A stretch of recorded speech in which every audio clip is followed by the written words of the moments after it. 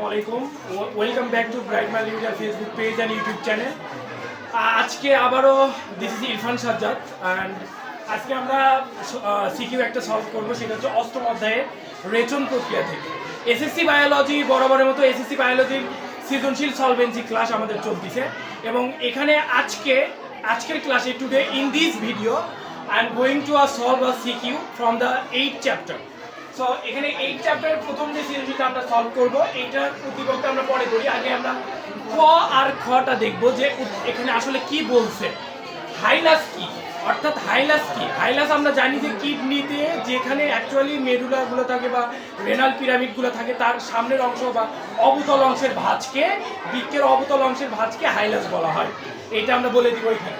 এবং বৃক্কে পাথর বলতে কি বোঝায়? বৃক্কে পাথর বলতে বোঝায় যে যখন কোনো ব্যক্তি যে প্রস্রাব বা তার ইউরিনকে দীর্ঘ সময়ের জন্য চাপে ধরে রাখে এবং তার জন্য যদি ওই প্রস্রাবটা ডেলিভারি না হইতে পারে এবং এর কারণে ওখানে অ্যাকচুয়ালি আমাদের কিডনি থেকে যে ক্যালসিয়াম কার্বনেটটা বের হওয়ার দরকার ছিল সেটা বের হতে পারে না এবং ক্যালসিয়াম কার্বনেট জমে জমে আসলে পাথরের সৃষ্টি করে। এটাই আসলে বৃক্কে পাথর বা ইউরেটরে পাথর, এটাকে বোঝানো হয়। তো এখানে গ নাম্বার বলছে যে উদ্দীপকের উল্লেখিত অঙ্গে, আচ্ছা উদ্দীপকটা আগে আমরা পড়ি, খুবই সুন্দর করে আমরা উদ্দীপকটা দেওয়া আছে যে দেহের পানি নিয়ন্ত্রণে একটি বিশেষ অঙ্গ গুরুত্বপূর্ণ ভূমিকা পালন করে। অর্থাৎ পানি নিয়ন্ত্রণে মানে আমরা যে পানিগুলো দিনে খাচ্ছি 2.5 লিটার 2 লিটার বা হচ্ছে আমাদের 1.5 লিটার যে যতটুকুই পানি খাই, এই পানিটা যখন হচ্ছে আমরা খাচ্ছি তখন অ্যাকচুয়ালি এই পানিটা যাতে প্রত্যেক সময়ে নিয়ন্ত্রিত হয়ে কতটুকু প্রস্রাব বা কতটুকু ইউরিন উৎপন্ন হবে সেটা যে অঙ্গটা নিয়ন্ত্রণ করে, সেই অঙ্গে গাঠনিক এককের বর্ণনা চাওয়া হয়েছে। অর্থাৎ ওই অঙ্গের মানে ওই অঙ্গটির নাম হচ্ছে বৃক্ক বা কিডনি। অর্থাৎ যে অঙ্গটা অ্যাপ্রক্সিমেটলি মানে এক্স্যাক্টলি আমাদের এই পানি নিয়ন্ত্রণে সাহায্য করে, সেই অঙ্গটার নাম হচ্ছে কিডনি বা বৃক্ক। এটার গঠনিক একক হচ্ছে এই উদ্দীপকের উল্লেখিত অঙ্গের গঠনিক এককের বর্ণনা দাও। অর্থাৎ গাঠনিক এককটা হচ্ছে নেফ্রন। অর্থাৎ বৃক্কের গাঠনিক একক কার্যকারী গাঠনিক একক হচ্ছে নেফ্রন। তাহলে গ নম্বরে আমরা নেফ্রনের একটু গঠন বা নেফ্রনের বর্ণনা করে দিব। কিভাবে দিব? যে আমরা গ নম্বরে লিখবো যে উদ্দীপকের উল্লেখিত অঙ্গটির নাম হচ্ছে বৃক্ক এবং বৃক্কের কার্যকারী এবং গাঠনিক এককের নাম হচ্ছে নেফ্রন। এবং নেফ্রনের যে ভূমিকা সেটা আমরা দিয়ে দিব যে নিচে তা বর্ণনা করা হলো। এবং তারপরে আমরা নেফ্রনের একটা চিত্র দিব। অর্থাৎ আমরা জানি যে বায়োলজিতে যে ছাত্র বায়োলজিতে কথায় কথায় চিত্র দিবে সে ফুল মার্কস পাবে অবশ্যই। এবং এখানে উদ্দীপকের উল্লেখিত অঙ্গটির গঠনে একক আমরা একটি চিত্র দিব সুন্দর করে। যে নেফ্রনটা প্রথমে আমরা দিব হচ্ছে একটা গ্লোমেরুলার এবং তার এখানে দিব হচ্ছে অ্যাফারেন্ট। এটা হচ্ছে অ্যাফারেন্ট, ওটা হচ্ছে ইফারেন্ট। এই যে অ্যাফারেন্ট ধমনী এবং হচ্ছে ইফারেন্ট ধমনী, এই দিক দিয়ে রক্ত প্রবেশ করে অ্যাকচুয়ালি নেফ্রনে।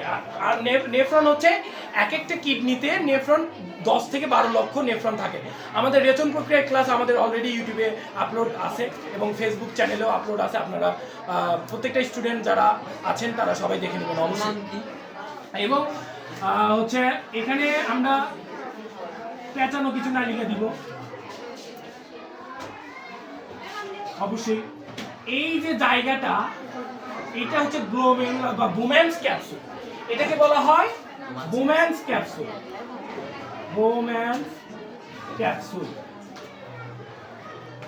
এই যে বুম্যান্স ক্যাপসুল, অর্থাৎ এখানে উল্টাটা ঘটে আমাদের রেচনের অবশ্যই ক্লাস আছে, আপনারা দেখবেন। এবং এখানে রক্ত প্রবেশ করার পরে এখানে মূলত ছাঁকুনির কাজটা হয় বা এখানে ঘটে হচ্ছে জিএফআর গ্লোমেরুলার ফিল্ট্রেশন রেট।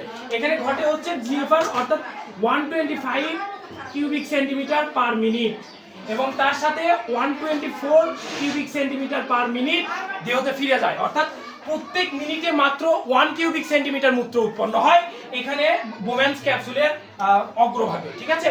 তো এখানে এই যে অংশটা নিকটবর্তী যে পেঁচানো নালিকা, এটাকে বলা হয় প্রক্সিমাল। এবং প্রক্সিমালের পরে হচ্ছে আমরা যেটা দেখতে পাচ্ছি পেঁচানো নালিকা, এখানে আমরা ডাবল করে দিলে আরো ভালো হয়। তারপরে হচ্ছে আমাদের এখানে এটা এইদিকে চলে যাওয়ার পরে এখানে অ্যাকচুয়ালি সংজ্ঞাই নালিকা দিব আমরা।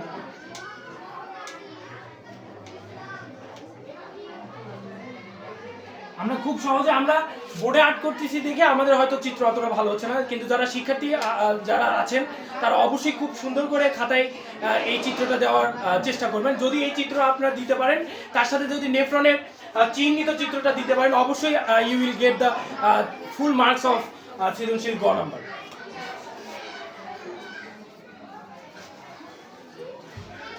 এইটাকে বলা হয় সংগ্রাহী নালিকা।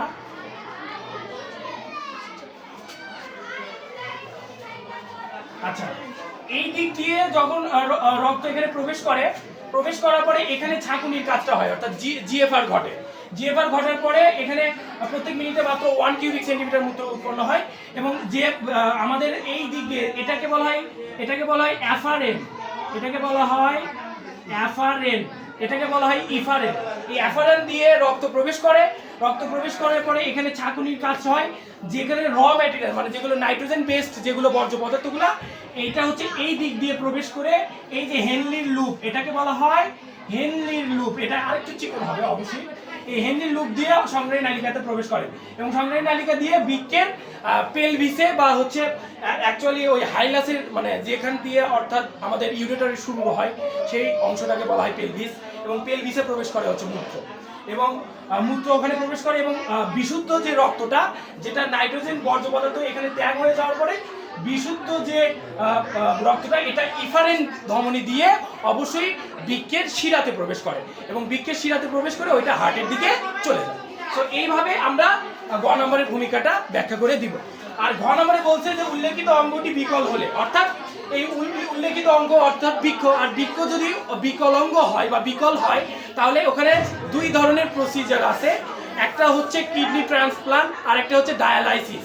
তো ডায়ালাইসিস প্রক্রিয়া কিভাবে ঘটে? আমাদের হচ্ছে যে আক্রান্ত ব্যক্তি বা আক্রান্ত রোগী, তার ধমনীতে একটা আমাদের টিউব বা নল প্রবেশ করে দেওয়া হয়, এবং আরেকটা শিরাতে একটা টিউব বা নল প্রবেশ করে দেওয়া হয়। তার দেহে যে রক্তগুলো ওইটা ওই টিউবের সাহায্যে ওই ডায়ালাইসিস মেশিনে প্রবেশ করে।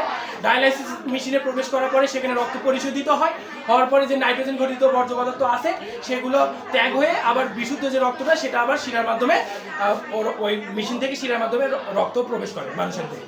সো এইভাবে ডায়ালাইসিস প্রক্রিয়াটা ঘটে, এবং ডায়ালাইসিসেরও যদি আমরা পারি যে চিত্রটা দিয়ে দিতে, তাহলে আমরা ফুল মার্কসটাই পাবো।